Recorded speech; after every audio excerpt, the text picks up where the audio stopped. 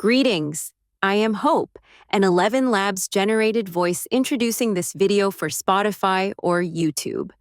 It is July 15th, 2025, and today's question for the curator for the Ritchie Art Museum in Seattle is, Bill Ritchie, what is the hardest part of being a digital curator? It would have to be answered in two ways. If you're a digital curator for an organization such as a museum or a company, you have that life as that's your day job, and you don't really care about what it is, the content. But if you're a digital curator for your own assets, for your, as it is in my case, my life, then it takes on a personal quality, and the difficulty is in wondering if anybody will ever look at the product of the tasks that you are undertaking, all the work. Good morning, my name is Bill Ritchie, and I'm the teacher for this class called Your Printmaking Class, Paper to Technology. Quite some time ago in the Chronicle for Higher Education, an article was published about teaching anxiety. And it said, essentially, if you dream of being a great teacher, you're also going to have some nightmares. The nightmare is typically that you are supposed to go to class, you arrive at class and realize that you're totally unprepared. You don't even know the name of the course.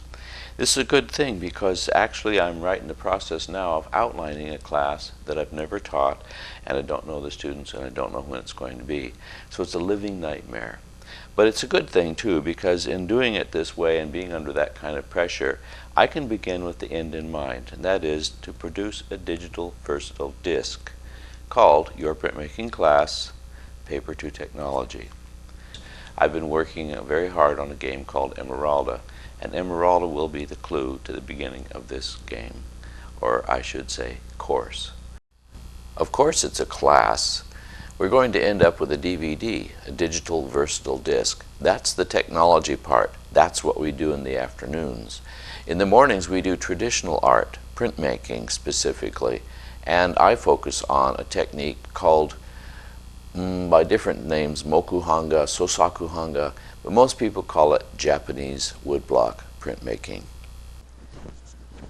Japanese woodblock printmaking is what you're seeing on the screen right now.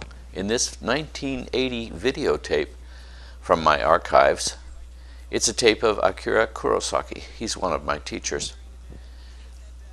Japanese woodblock printmaking uses water-based inks instead of oil-based inks, which makes it more or less non-toxic.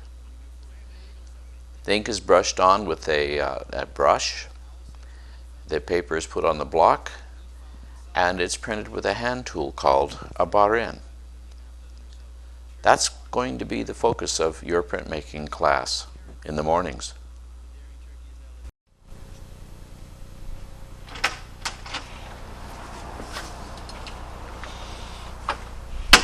Good morning. I'm Bill Ritchie, and I'll be your teacher. I have the outline for your printmaking class, Paper to Technology. The mornings are spent on traditional printmaking, and the afternoons non-traditional or technology printmaking. Here we go with the outline. Why print? The introduction to non-toxic printmaking. Tools, materials, and supplies for paper-based printmaking. Continuing resources online. Bridges to technology. Game strategies to navigate the big picture. And why technology? Kind of a transition from the morning to the afternoon. In the afternoon, the internet and the World Wide Web. The digital versatile disc, or DVD. The future of paper and technology arts. Continuing education, today's and tomorrow's teachers, students, and parents. Finally, other resources. Now, if you're already watching this online or from a DVD, make a selection from around the edges of the screen wherever you see something that seems selectable. Thank you, and I hope you enjoy this.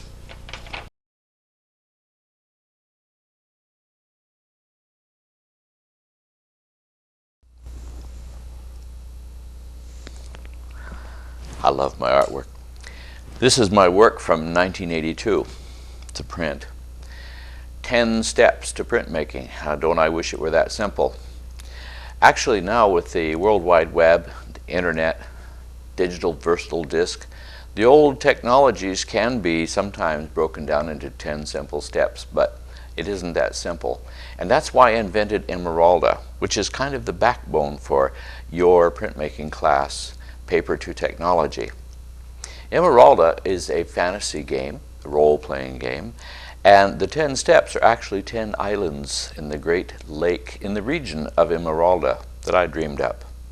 But for me, it has simplified the process somewhat and made it possible to print traditional techniques like woodcut and also make digital versatile disks, web pages, and the like. By visiting each of the 10 islands, I'm able to refer to it in 10 steps.